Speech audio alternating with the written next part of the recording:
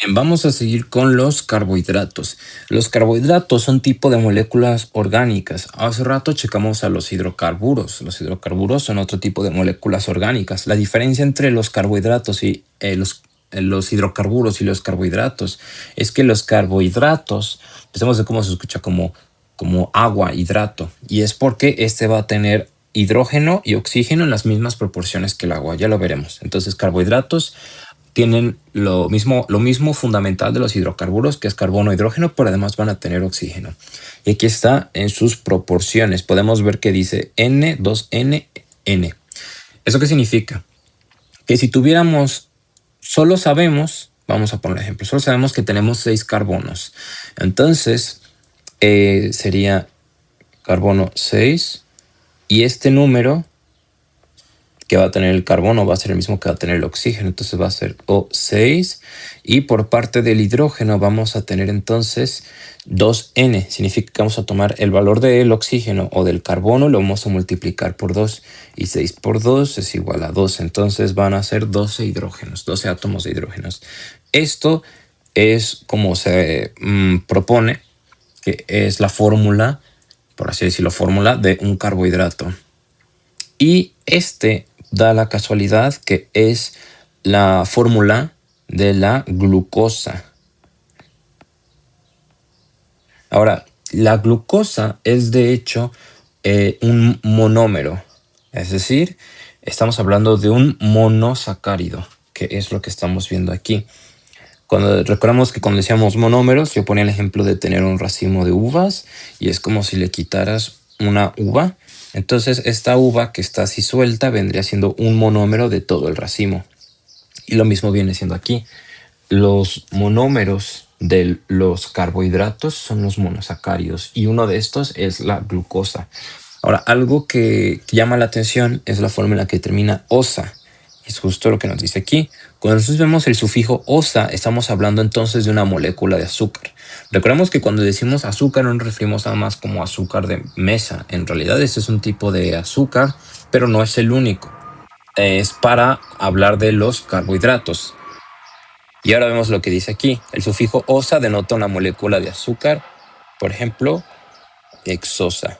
Vemos el sufijo osa, estamos seguros que estamos hablando de un azúcar, y además hex, de que son 6. Entonces son 6 carbonos. Vamos a checar. Si dijimos que es CnH2nOn, entonces vamos a tener que son 6 carbonos, es el mismo número de oxígenos, y multiplicamos por 2 para el hidrógeno, sería 12. Y esta fórmula debería de sernos familiar porque es de hecho la glucosa. La glucosa entonces es un tipo de hexosa porque tiene 6 carbonos. Sin embargo, la glucosa no es el único tipo de azúcar que nosotros vamos a tener. Aquí podemos ver otros tres monosacáridos de hexosa: la glucosa, la galactosa y la fructosa. Ahora, algo que llama la atención es que justo lo que decía, todos son hexosas, significa que todos deben de tener 6 azúcares. Vemos que la glucosa en efecto tiene, la galactosa son 1, 2, 3, 4, 5, 6, por lo que también tiene. Y de hecho estos se parecen un montonal, como podemos ver. O sea, si nos fijamos en la forma cíclica vamos a ver que son prácticamente iguales, pero hay una diferencia entre uno y otro. Es esto de aquí. La posición del hidróxido está de una manera distinta, su posición es distinta. Y de hecho esto nos recuerda algo que ya habíamos visto pues previamente. O sea, en su forma cíclica, de hecho, ¿dónde está? Aquí está. Aquí está. Aquí está, en la otra forma. Aquí podemos ver lo que hablábamos previamente de los estereoisómeros. La glucosa es un estereoisómero de la galactosa. Son exactamente los mismos átomos, pero su disposición es distinta.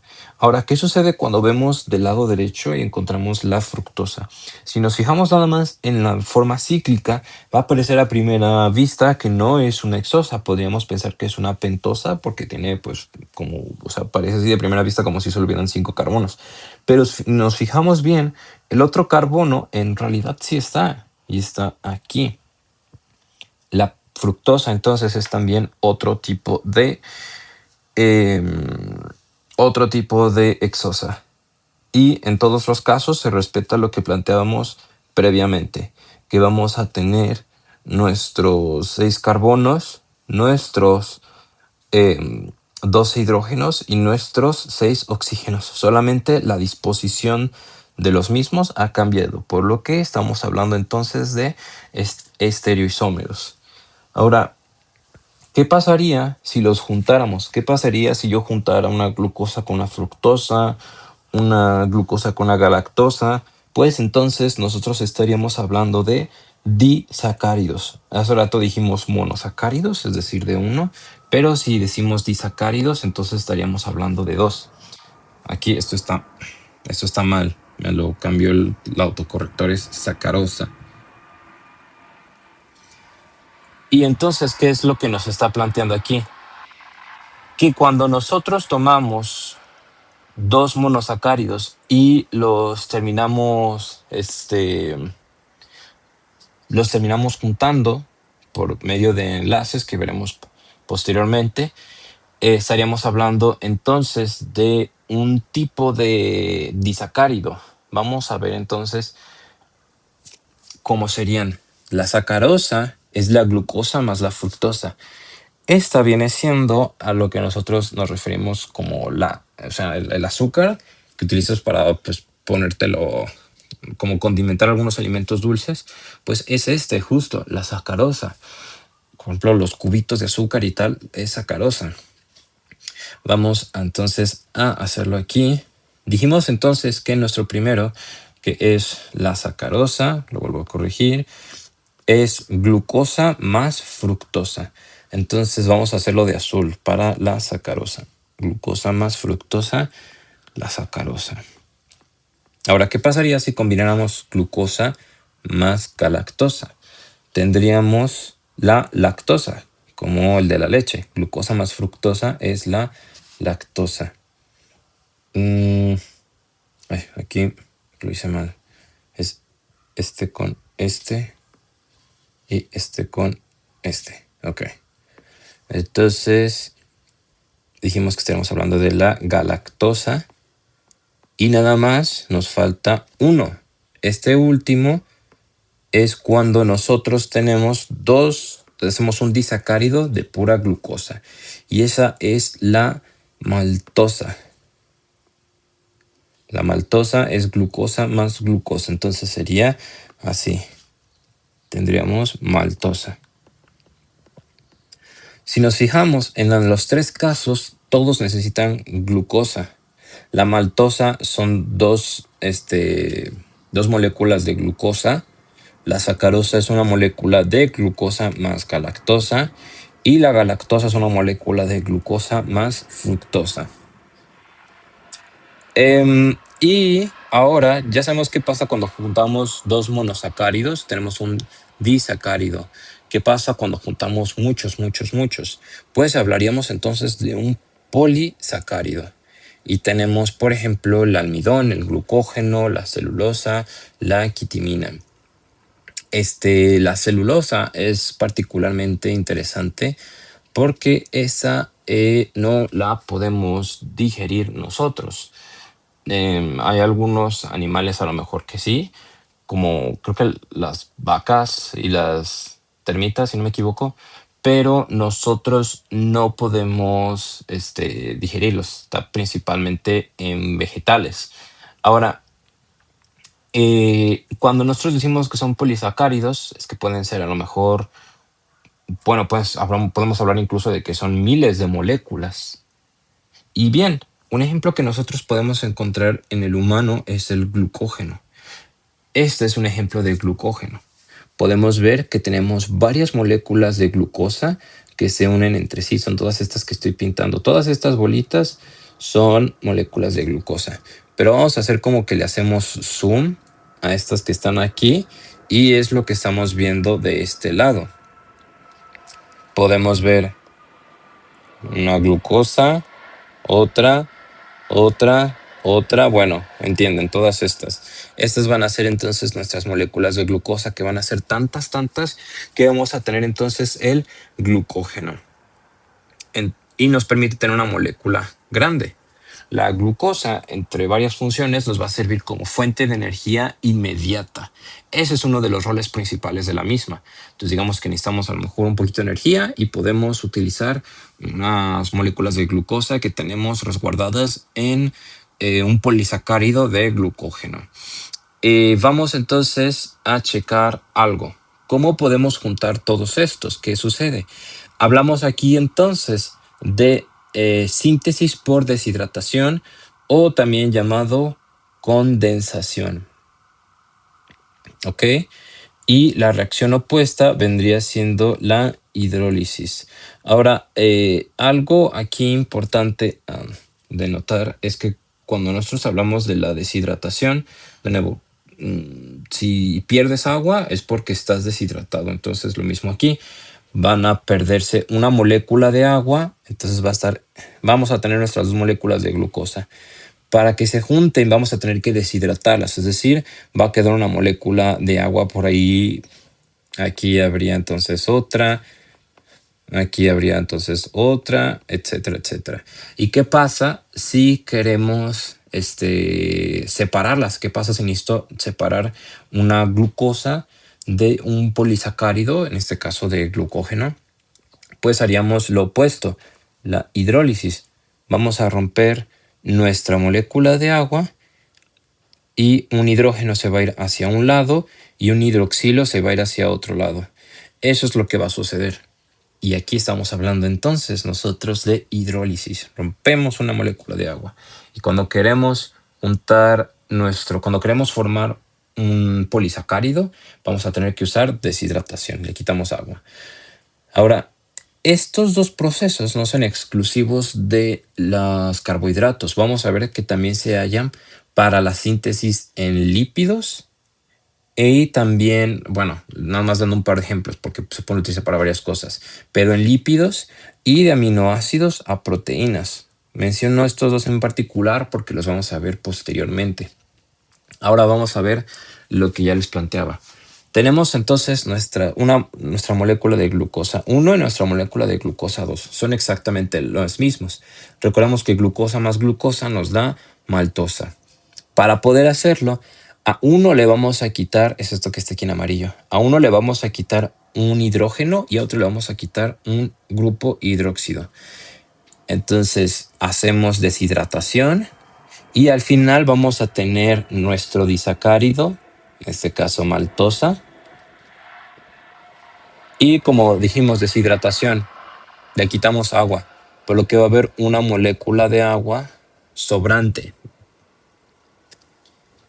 Ahora, esto no es exclusivo de la maltosa. Si quisiéramos hacer sacarosa, que es glucosa más fructosa, es el mismo proceso. Vamos a quitar un hidróxido de un lado y un hidrógeno de otro lado. Y aquí está, vamos a tener aquí entonces nuestra molécula de sacarosa. Si se fijan, estos parecía que estaban tomando así de las manos, pero aquí parece como si uno se parara sobre el otro. Y por supuesto, como es deshidratación, se le quita una molécula de agua. Y también vamos a poder verlo en este ejemplo de aquí.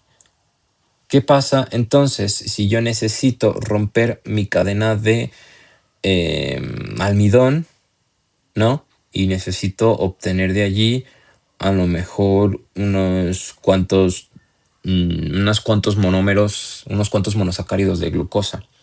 Entonces, nuestro polisacárido, en este caso el almidón, se va a hidrolizar. Recordemos que rompemos una molécula de agua hacia disacárido, que vendría siendo la maltosa que está aquí, y después hacia monosacárido, que viene siendo la glucosa que está aquí. De lo mismo que habíamos dicho, para poder hacerlo se tienen que ir rompiendo moléculas de agua. Vamos entonces a checar nuestro esquema a más profundidad. Aquí tenemos nuestra molécula de almidón, toda grandota. Si le damos una molécula de agua, la molécula de agua se va a romper y vamos a llegar a esto que está aquí. Aquí tenemos un hidrógeno, otro hidrógeno y un oxígeno. Entonces checa bien para la fórmula de la molécula de agua. Entonces les pusimos, aquí está nuestro almidón, ¿no? Son varios. Pero el punto es que ahora separamos estos dos de aquí. Es decir, este es nuestra molécula de maltosa. Asumimos que estaba conectado a otros cuantos o decenas o cientos o miles de moléculas de glucosa. Pero ahora nos vamos a enfocar en este. Al tener ahora dos glucosas se ha vuelto por definición una maltosa.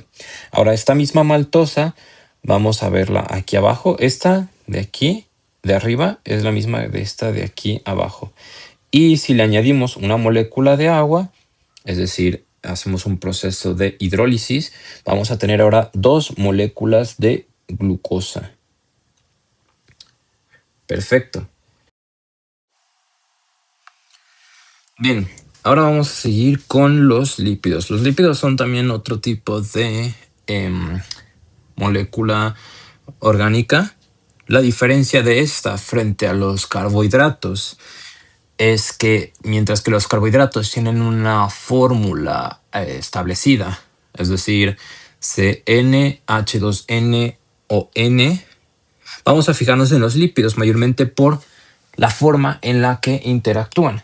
Estos son insolubles en solventes polares, pero sí se pueden disolver en aquellos que son no polares, como el éter y el benceno. ¿Esto qué significa? Habíamos comentado que una molécula de agua va a tener dos polos, un polo positivo y un polo negativo, por lo que es una molécula polar. Y va a poder disolver aquellas otras que también sean polares, con polo positivo y un polo negativo. Los lípidos, por otra parte, no son moléculas polares, no vamos a encontrar un polo positivo y uno negativo. ¿Se acuerdan? Este tipo de moléculas se les llama hidrofóbicas. Entonces, retomando el ejemplo de, por ejemplo, alguien que le tuviera fobia a los insectos no va a intentar agarrarlos. Se va a subir a una superficie alta y va a estar ahí teniendo cuidado de que los insectos no se acerquen a esta persona. Y lo mismo va a pasar aquí. Las moléculas hidrofóbicas, las sustancias hidrofóbicas como los lípidos, van a evitar tener contacto con el agua. ¿Por qué? Porque como dijimos, ellos son no polares o apolares. Y de aquí vamos ahora a hablar en la parte de los lípidos, vamos a hablar del triacilglicerol. También se le conoce como triglicérido. Y si nos fijamos en la forma en la que está escrita la palabra, podemos hallar, desde el inicio podemos ver dos puntos muy importantes. Lo primero es tri y lo segundo es glicerol. El glicerol es una molécula de 3 carbonos y tri nos está hablando entonces de que vamos a tener otras tres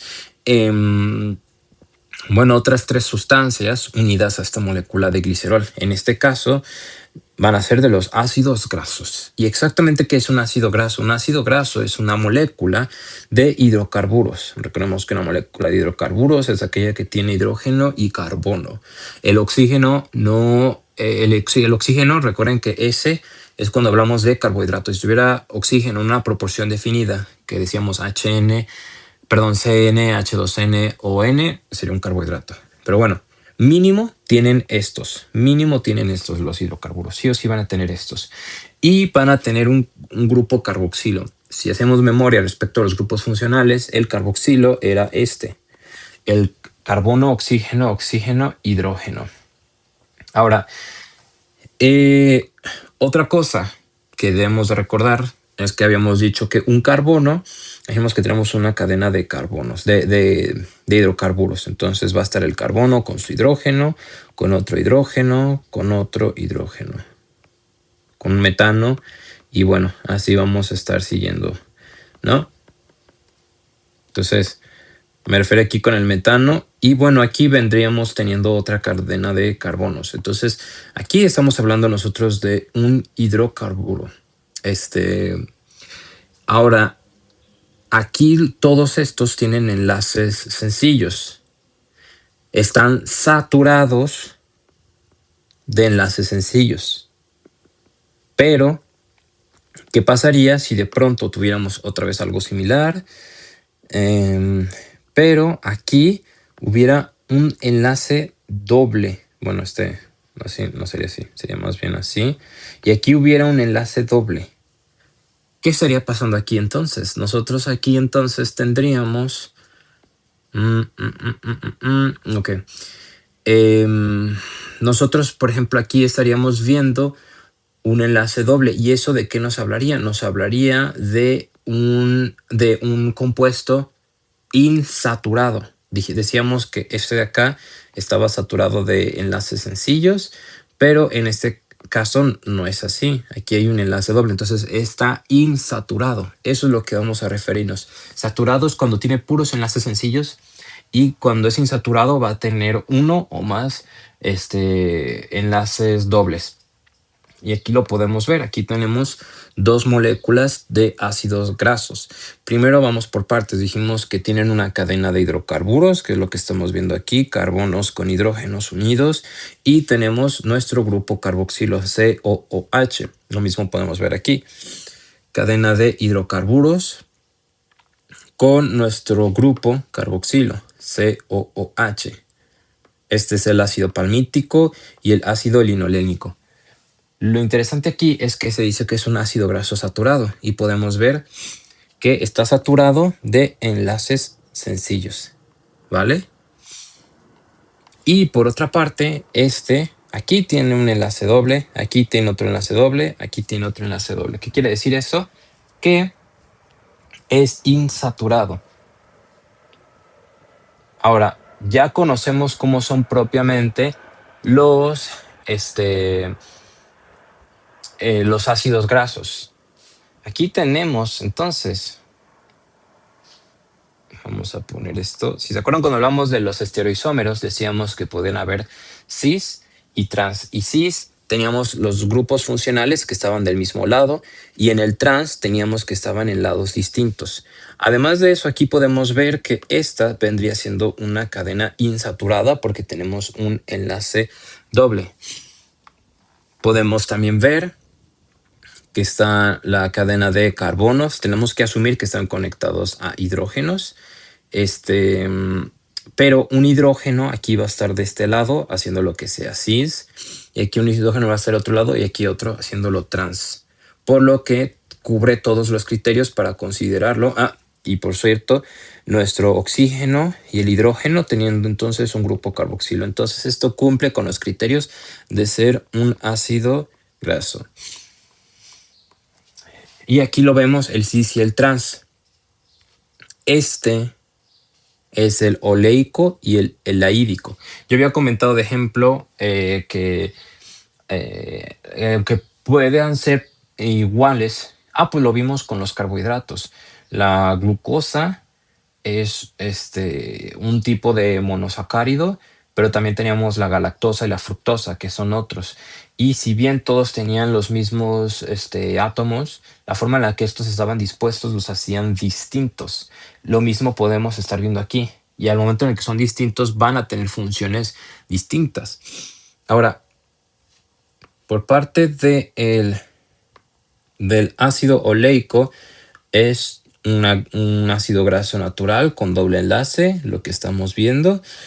Y lo que decíamos de la configuración cis, el hidrógeno está de los mismos lados. Nos dice que entonces la configuración cis hace que se flexione. Ya estamos viendo entonces una diferencia simplemente porque uno sea cis. Y por otra parte, nos dice que lo mismo, lo que estábamos diciendo, que están de lados opuestos, haciéndolo trans, y va a permanecer recto, como si fuera uno saturado. Ahora, otra cosa. Ok, sí, claro. Entonces ya nos está hablando de la misma forma en la que este ácido se va a comportar. Uno va a ser flexible y el otro no va a ser flexible. Nada más por la posición en la que un hidrógeno está en un átomo dado. Por eso es importante saber que, aunque parezcan iguales, van a tener funciones distintas. Y aquí está lo que comentaba hace rato de del triacilglicerol o triglicérido. Vemos aquí la molécula de glicerol. Ya decía que es una que tiene 3 carbonos, y vamos a tener aparte hidróxidos pegados a cada uno. ¿Ok? ¿Esto qué nos indica? Vamos a ver ahora. A ver. Tenemos aquí entonces. Ajá. Aquí tenemos nuestro ácido. Bueno, este es el grupo carboxilo. COOH. ¿Y ahora qué va a pasar? Vamos a hacer una síntesis por deshidratación. O como decíamos también, condensación. Si recuerdan, yo había dicho varias veces que deshidratación, igual que en una persona, estás deshidratado cuando has perdido agua, pues lo mismo aquí. Van a estar deshidratados porque pierden agua. Entonces este OH va a conocer, este hidróxido va a conocer a este hidrógeno, se van a enamorar y se van a ir de novios. Y vamos a tener entonces una molécula de agua. Lo mismo va a pasar aquí. Vamos a tener otra molécula de agua y otra molécula de agua. Entonces vamos a tener 3 moléculas de agua. Entonces estos se van a quitar porque ya no van a estar aquí.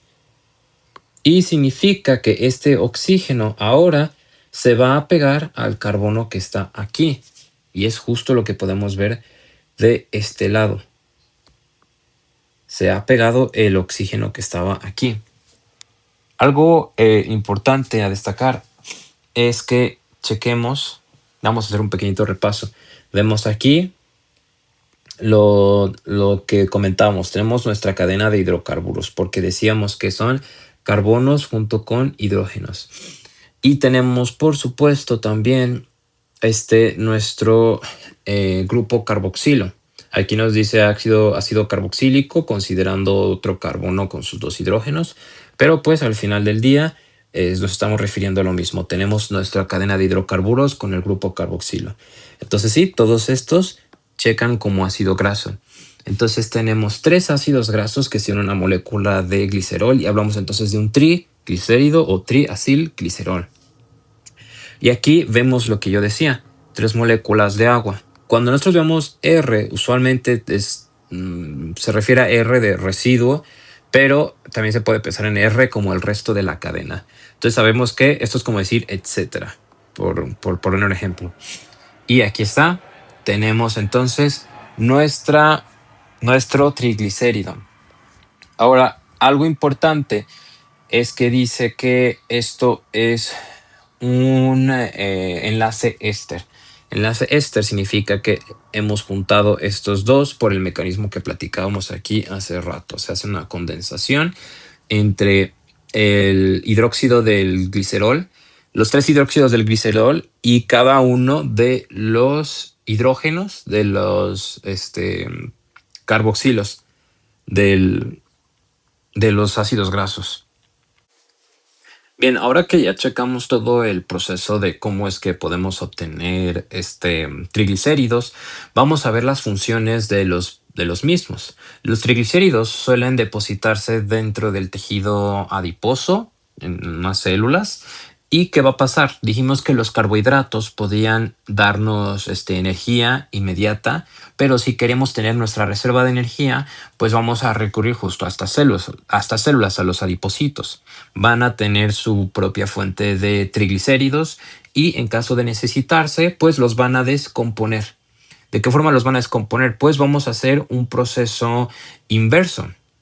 Ya dijimos que lo opuesto de la deshidratación es la hidrólisis. Entonces vamos a tener una hidrólisis de nuestro triglicérido y de aquí vamos a poder tener entonces ácidos grasos libres, como estos que están acá. ¿Y para qué querríamos eso? Pues como comentamos, para poder tener una fuente de energía para varios órganos y tejidos. Ahora, en el hígado, estos ácidos grasos pueden ser convertidos a cuerpos cetónicos. Pueden ser de 2 formas. Pueden ser unos ácidos que sean de 4 moléculas, bueno, una molécula de 4 carbonos, o puede ser también acetona, que es como el que está en los quitasmaltes de uñas. Ajá, y justo aquí tenemos, por ejemplo, el ácido acetoacético, el ácido beta hidroxibutírico y, bueno, la acetona, aunque esta no es de 4 carbonos. ¿Y esto por qué nos interesa? Porque en situaciones, por ejemplo, teniendo una dieta baja en carbohidratos estricta o una diabetes mellitus no controlada, puede hacer que estos, o sea, que los triglicéridos pasen por un proceso de hidrólisis, tengamos varios ácidos grasos libres y que estos a su vez se puedan convertir rápidamente en cuerpos cetónicos. Ahora, ¿esto por qué es importante? Porque puede causar cetosis. Cuando esta concentración de cuerpos cetónicos aumenta en la sangre, lo que decíamos, las moléculas de 4 carbonos o la acetona, en caso de llegar a alterar el pH de la sangre, es decir, que disminuya, o sea, se volverse más ácido, estaremos hablando de una cetoacidosis. Eso es de aquí de lo que nos estamos refiriendo. Ahora, aquí un marcador que a lo mejor podríamos tener, donde está, un olor a frutas en el aliento de personas con cetosis. Entonces podemos ver aquí cómo el cuerpo acetoacético se convierte en acetona. Este es uno de los ácidos que yo comentaba que tienen hasta 4 carbonos. Hay un proceso, o sea, si llega a perder dióxido de carbono, es decir, que puede descarboxilarse, que es justo esto, se volvería entonces una acetona. Si nos fijamos, entonces es como si le quitáramos... como si quitáramos este carbono. A ver, voy a quitar esto de acá. Como si quitáramos este carbono y estos dos oxígenos. Y entonces este hidrógeno quedaría ahora aquí en este lugar. Y es justo lo que estamos viendo de este lado. Y esto, pues la acetona es volátil, es decir, pues puede estar en el aire, puedes a lo mejor olerlo. Por eso se dice que la gente que tiene cetosis tiene un olor a frutas en su aliento. Otra cosa muy importante dentro de la cetoacidosis, cuando hablamos de una cetoacidosis grave, como dijimos, un factor de riesgo es la diabetes, puede llevar incluso a la coma o a coma o a la muerte. Bien, ahora el siguiente tipo de lípido que vamos a ver son los fosfolípidos. Los fosfolípidos, estamos hablando nosotros aquí de, bueno, un lípido que tiene un grupo fosfato. De hecho, bueno, no es que todos sean así, pero uno de los más comunes, de hecho, es bastante similar a los triglicéridos. Dijimos que un triacilglicerol era una molécula de glicerol que tenía unida 3 ácidos grasos. Pues imaginemos que en vez de tener los 3 ácidos grasos, tiene 2 ácidos grasos nada más. Y donde iría el tercero tenemos un grupo fosfato. Un grupo fosfato no es nada más que un fósforo unido a 4 oxígenos. ¿Ok? ¿Y qué es esto de aquí? Lo que aquí estamos diciendo es que, bueno, podemos intuir el tipo de grupo fosfato. El grupo fosfato también puede estar unido a otra molécula. Por ejemplo, en este caso, la colina, si estuviera unido a hablaríamos entonces de una lecitina. O, para ubicarlo más fácil, fosfatidilcolina. Ya sabemos que estamos hablando pues de que tiene colina y por supuesto pues estamos hablando de que está unida a un grupo fosfato. Una característica de la colina es que tiene un nitrógeno. Ahora, esto es nada más por mostrar algún ejemplo, pero tú puedes medio hacerte una idea así de qué es lo que tiene el grupo fosfato unido. Se nos plantea que los fosfolípidos son anfipáticos. ¿Qué significa que sean anfipáticos? Bueno, habíamos dicho como el ejemplo de que imagínate que alguien que le tiene fobia a los insectos, pues se va a subir a una silla y va a tener miedo de ellos. Pero alguien a lo mejor que le gusten, pues no va a tener ningún problema en quizá ponerse de rodillas e intentar agarrarlos a los insectos. Pero, ¿y si te dijera que puede haber un gris?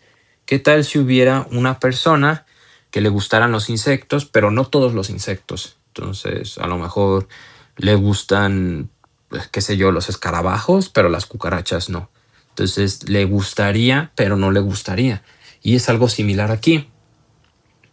Imaginemos entonces que hay ciertas sustancias que son hidrofóbicas, este, mm, hidrofóbicas e hidrofílicas, es decir, se pueden disolver en agua o pueden no disolverse en agua. ¿De qué va a depender? Pues no es que dependa de algo, sino que más bien va a haber una parte que sí le va a gustar y otra parte a la que no le va a gustar. Tenemos que entender que van a ser moléculas complejas. Entonces, imaginemos que tenemos, ahorita iremos viendo por qué esta forma de dibujarlo es importante, pero imaginemos que está así. Entonces, la cabecita esta de aquí, esto es un fosfolípido, ¿vale? Entonces, esta porción de aquí va a ser la parte hidrofílica, a la que sí le va a gustar el agua, y la parte de acá, como estas colitas, van a ser a las que no les va a gustar el agua. Estas prefieren estar lejos del agua. Por lo que ya te imaginarás que si hay imaginemos que fuera así, un charquito de agua, esto es obviamente de una forma exagerada, pero si hubiera un charquito de agua, pues la cabecita a lo mejor querría estar en contacto con el agua y la colita diría como, uy, no, yo no me mojo. No es exactamente así, en realidad sí va a estar todo sumergido, pero vamos a ver cómo es que funciona. Pero si fuera grande y lo pudiéramos ver, algo así estaría, diría, uf, no. Yo no quiero que el resto de mi cuerpo toque el agua, solo la cabeza, que eso sí le gusta.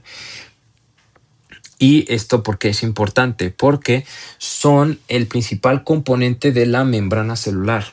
Posteriormente tocaremos el tema de la célula, pero la membrana celular va a estar compuesta por fosfolípidos. Entre varias cosas va a tener fosfolípidos. Y esto es importante porque nosotros siempre decimos que la célula tiene una bicapa lipídica. Esto es porque va a tener una parte que es hidrofílica, que va a estar hacia el exterior, y sus colitas van a estar así. Ok, entonces imaginemos que le hicimos mucho zoom a esta parte de aquí. Le hicimos muchísimo zoom y esto es lo que estamos viendo. Entonces sería una bicapa, o sea, dos capas lipídica. Lipídica, pues estamos hablando de un fosfolípido aquí. Y podemos ver esta parte, va a tener los corazoncitos de que le gusta el agua. Y las colitas no les gusta el agua. Por eso estos van a estar aquí. Voy a poner de morado el agua. Ay, ya se borró todo. Bueno, las partes hidrofílicas estarían ahí pegaditas al agua. Porque vamos a poner así gotitas de agua.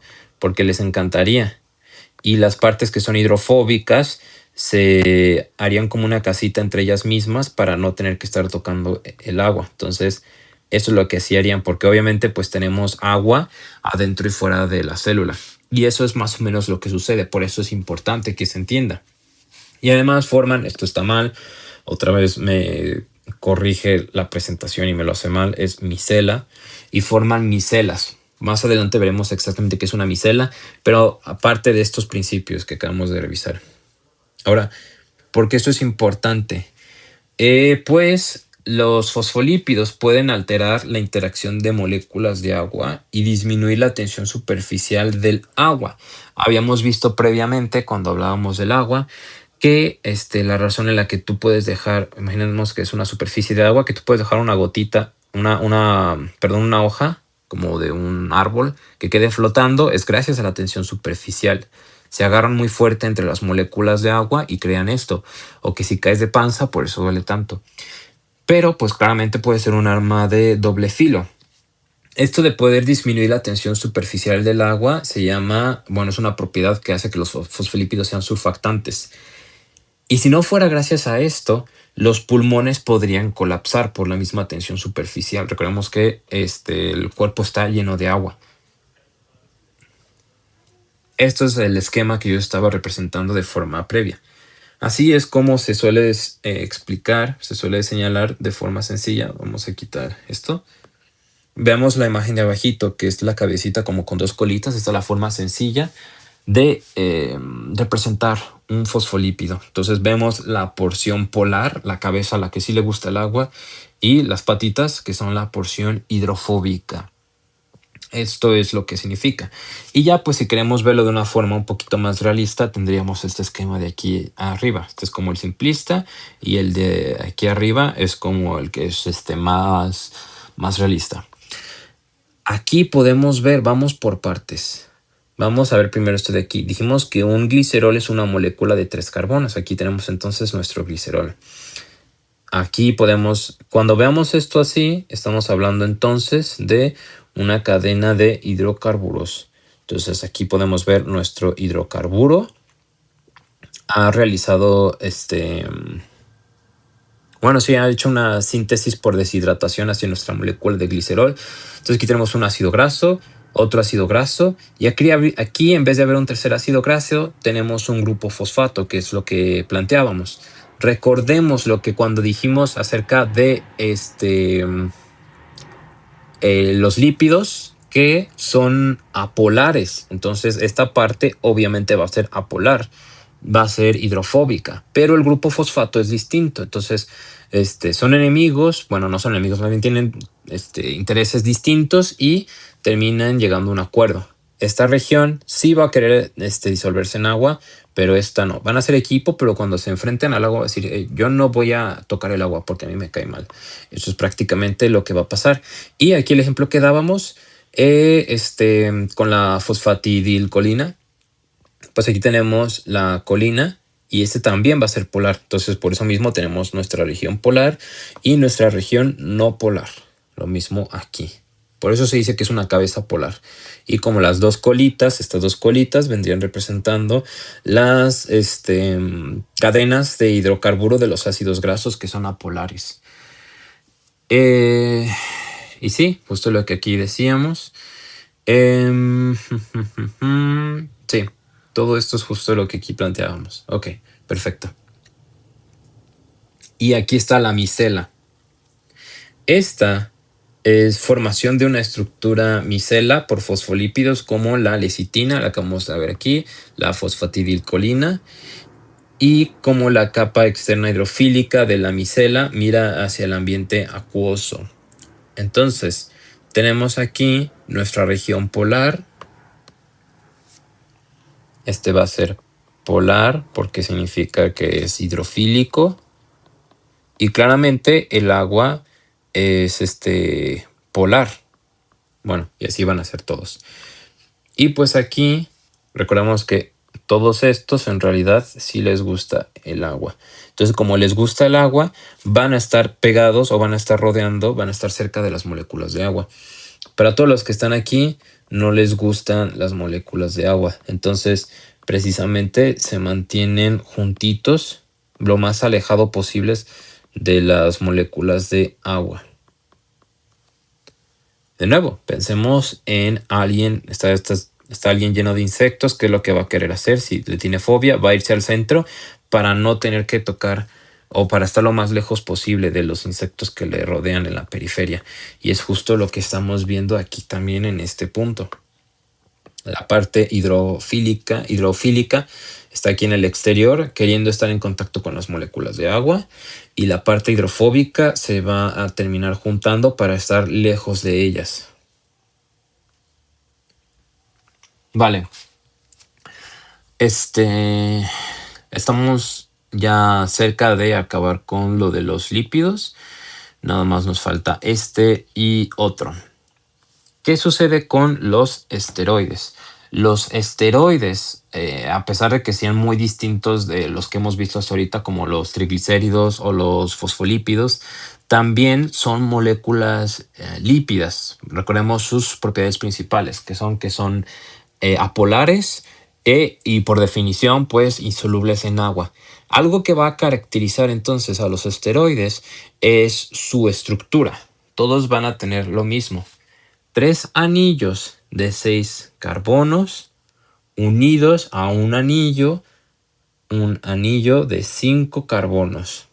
y pues van a tener grupos funcionales distintos. Antes de que vamos a los grupos funcionales distintos y tal, aquí está lo que decíamos. Tenemos aquí nuestros 6 carbonos, 6 carbonos, 6 carbonos, unido a uno de 5. Este y este que estamos viendo no son lo mismo, pero si se fijan, todos tienen sus 6 carbonos unido a uno, todos tienen 3 anillos de 6 carbonos unido a uno de 5. Aquí también 5, 6, 6, 6, 5. Entonces esa es nuestra estructura básica. Esto nos va a poder ayudar a identificar a los esteroides. Ahora, tienen grupos funcionales distintos. Me parece que ya había mencionado los grupos funcionales antes, pero en pocas palabras, dependiendo de lo que vaya, dependiendo del grupo funcional de cada uno, de lo que tenga una molécula, la función que tiene. Sí, ya lo había explicado como con una metáfora de que imagínate que todos están sentados en una mesa, van a comer y el que tenga cuchara, pues solamente va a comer sopa, no va, pues, cómo va a cortar la carne. El que tenga tenedor va a comer, él va a comer arroz porque no va a poder comer sopa. El que tenga un cuchillo, pues podrá partir la carne y pues comerá carne. Y el que tenga palillos chinos solo va a comer sushi. Entonces, cada uno va a tener las cosas que podrá y no podrá comer. Esos son los grupos funcionales. Van a diferenciarse por esa partecita que les va a dar funciones distintas. Y eso es lo mismo que aplica en los grupos funcionales. Ok. Ahora, el primero y el más importante, o bueno, no más importante, bueno, sí más importante para entender el tema, es el de el colesterol. Es el precursor de los esteroides. ¿Qué significa esto? Que a partir que a partir del colesterol se van a formar otras hormonas distintas. En una vendrían siendo las gónadas, que cuando decimos gónadas nos referimos a testículos y ovarios.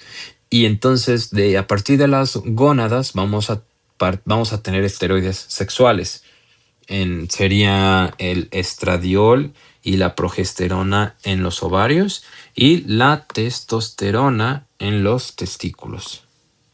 Ahora, entonces dijimos que el colesterol es precursor de los esteroides en las gónadas, pero también va a hacerlo en la corteza suprarrenal. Esta es la que está por encima de los riñones.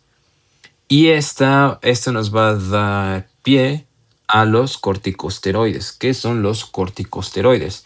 En los corticosteroides podemos encontrar la hidrocortisona o cortisol, también se le llama, y la aldosterona. ¿Ok? Y además de todo eso, el colesterol en la corteza suprarrenal también va a ser precursor. Esto está. Espérenme. Esto está mal escrito. Esto es andrógenos. Es andrógenos. No me fijé ahí. Son andrógenos débiles. Los andrógenos débiles, pues se nos pone como un ejemplo la dehidroepiandrosterona o DHEA. Por último, pues el colesterol, además de todo esto, también tiene función importante en las membranas de las células. Puede apoyar en qué tan rígido, o sea, como que, bueno, es que eso ya sería para el siguiente tema de la célula propiamente, pero puede volverse más rígida, o menos rígida la membrana celular y el colesterol es donde aquí apoya.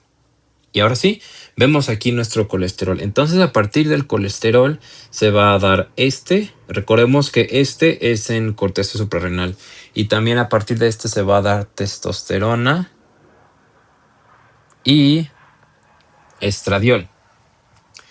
Dijimos que la testosterona la testosterona y el estradiol partían de las gónadas. Dijimos que eran esteroides sexuales. Dijimos que el cortisol pertenece a los corticosteroides.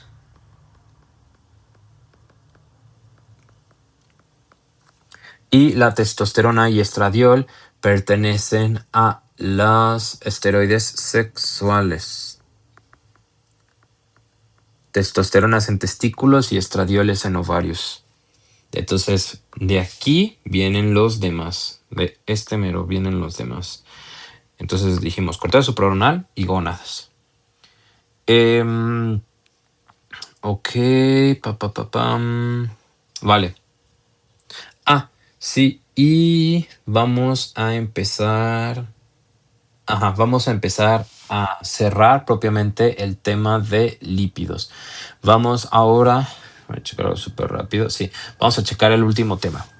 Las prostaglandinas. Las prostaglandinas. ¿Qué son las prostaglandinas? Estos también son ácidos grasos, pero una categoría muy importante que van a tener es que tienen un grupo hidrocarburo cíclico. Es esto que estamos viendo aquí. Entonces tenemos un hidrocarburo cíclico. Es eso. No confundir con la cabeza polar de los fosfolípidos. Esto es una cosa totalmente distinta. Allá se pone así como para simplificar, pero recuerden que ahí lo ponen como un círculo. Y es nada más una una simplificación. Esto sí es una representación pues correcta de cómo es que se ven estos lípidos.